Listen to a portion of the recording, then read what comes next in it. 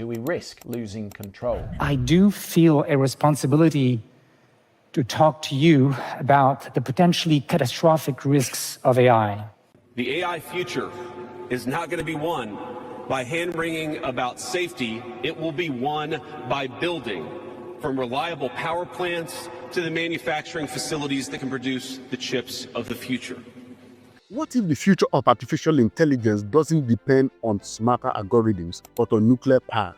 Every time you open ChatGPT, stream a movie, or upload to the cloud, it burns electricity, a lot of it. Data centers already use 2% of global electricity, and the International Energy Agency warns that this could double by 2026, fueled by the insane growth of AI.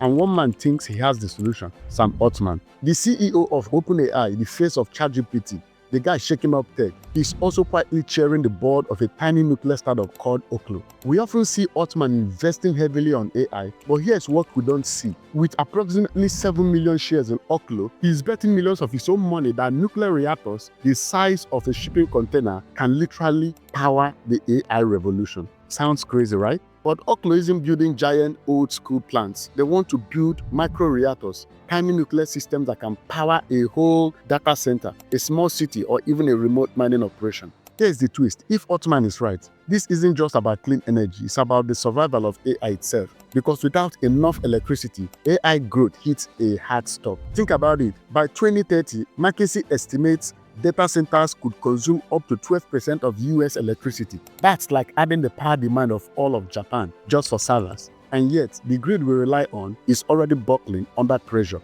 Blackouts in Texas, rising demand in California, and a fragile reliance on natural gas. This is where Sam Altman steps in, and why he's convinced that AI's future is tied to nuclear. But here's the catch. Nuclear has a reputation problem. Chernobyl, Fukushima, 3 Mile Islands, billions in cost overruns, decades-long construction delays. So how could a small startup like Oklo possibly pull this off? And why is Altman so sure they can?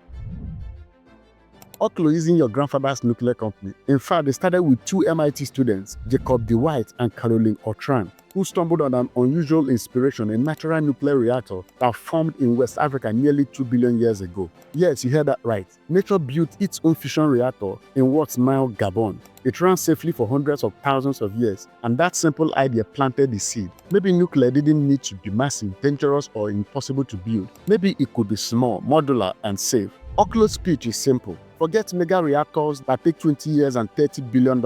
What if you could shrink nuclear down to the size of a house? Traditional nuclear plants are a nightmare. Just look at the Vogtle plant in Georgia. Originally projected at $14 billion and 7 years, it ballooned to nearly $35 billion and 15 years. By the time it opened, some critics called it the most expensive power plant in human history. Imagine a steel cylinder about the size of a shipping container. Inside, it runs on helium fuel, high assay, low enriched uranium, and uses liquid metal cooling instead of water. That means no giant cooling towers, no nailed-down wrist, and virtually no carbon emissions. And here's the wild part. The Aurora doesn't just produce energy, it can actually consume nuclear waste. Right now, the US has about 90,000 tons of spent nuclear fuel just sitting in storage. Oklo claims its reactor could recycle some of it into clean power.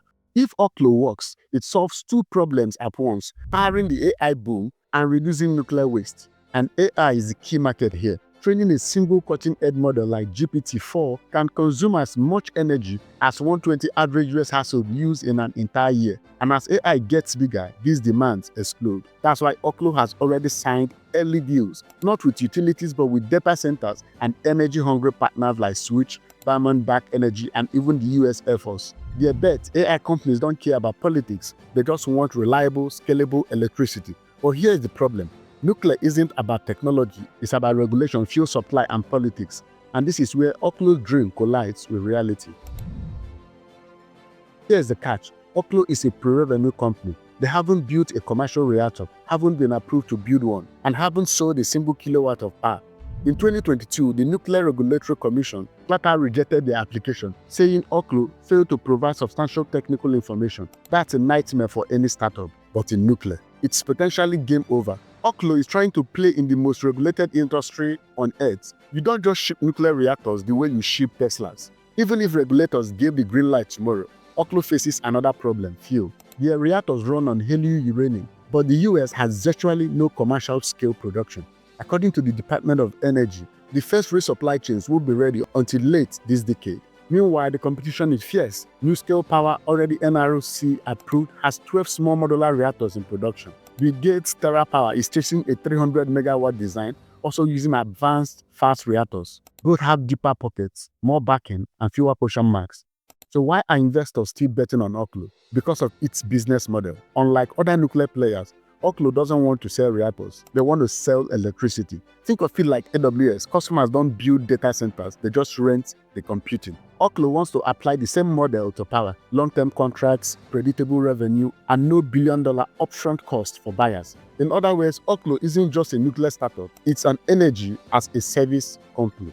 And this is why Sam Altman has gone all in. He sees nuclear as the missing piece of the AI revolution. Without abundant, clean energy, AI hits a hard ceiling. The numbers back it up. McKinsey projects US data centers will triple their energy demands by 2030, hitting nearly 12% of the national grid. If Oklo captures even a fraction of that market, its revenue potential is in the tens of billions. But for now, it's all a gamble. Oklo promises hot top-sized reactors that can run 20 years without refueling. They promise to power AI, the military, and the world. The question is, will Oklo deliver a revolution or become the next Enron of energy? That's for investors, regulators, and maybe even history to decide. So what do you think? Is Oklo the future of energy, or Silicon Valley High dressed up in a nuclear steel?